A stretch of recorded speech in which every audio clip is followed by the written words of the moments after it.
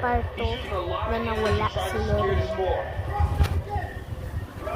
Yun na nga, nawala na siya ng malay pagkabuhat sa kanya ng ambulance. Kaagad-agad yung lola niya sumakay sa ambulance para sa hospital. 3 years old pa lang si Lorin.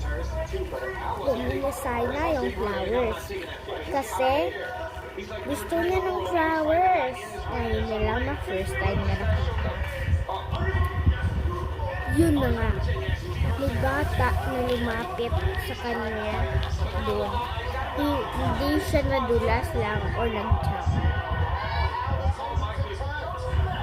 Akala niya nag-jump lang siya pagka kuha niya doon. Hindi.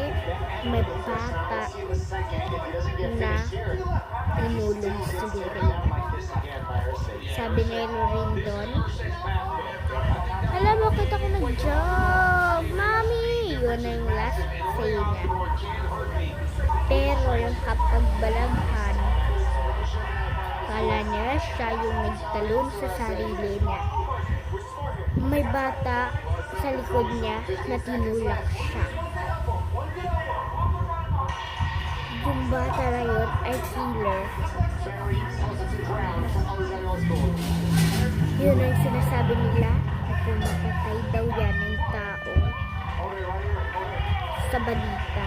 Yung mukha niya, hindi na narin kay show.